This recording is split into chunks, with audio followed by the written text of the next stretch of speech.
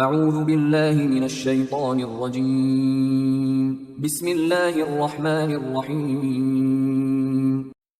سورہ اعقاف آیات نمبر 17 تا 20 میں کفر کا راستہ اختیار کرنے اور تکبر کرنے والوں کی خصوصیات اور آخرت میں ان کا انجام۔ اعوذ باللہ من الشیطان الرجیم۔ والذی قال لوالدیہ اف لکما اتعداننی ان اخرج وقد خلت القرون من قبلی۔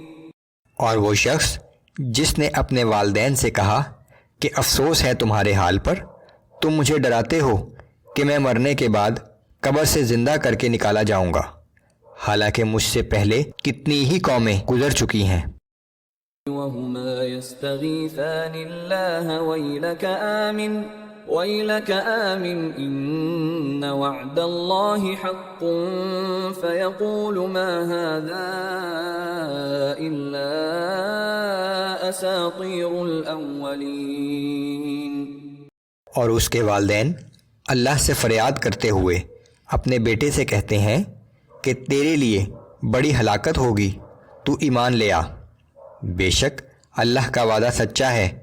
تو وہ جواب دیتا ہے کہ یہ سب محض پچھلے لوگوں کی بے سروپا کہانیاں ہیں۔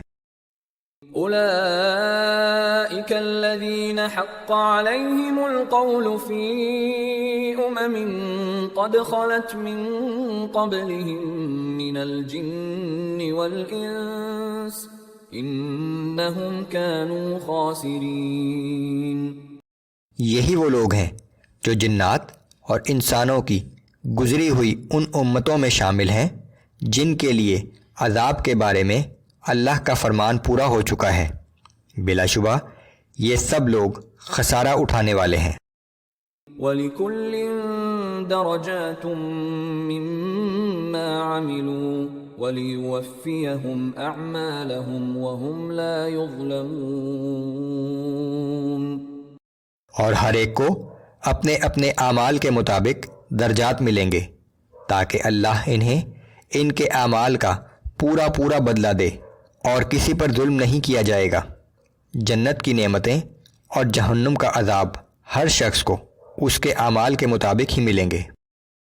وَيَوْمَ يُعْرَضُ الَّذِينَ كَفَرُوا عَلَى النَّارِ أَذْهَبْتُمْ طَيِّبَاتِكُمْ فِي حَيَاتِكُمُ الدُّنْيَا وَاسْتَمْتَعْتُمْ بِهَا۔ اور وہ دن قابل ذکر ہے جب کفار آگ کے سامنے حاضر کیے جائیں گے اور ان سے کہا جائے گا کہ تم اپنے حصے کی نعمتیں دنیا کی زندگی میں حاصل کر چکے اور ان سے خوب فائدہ اٹھا چکے ہو۔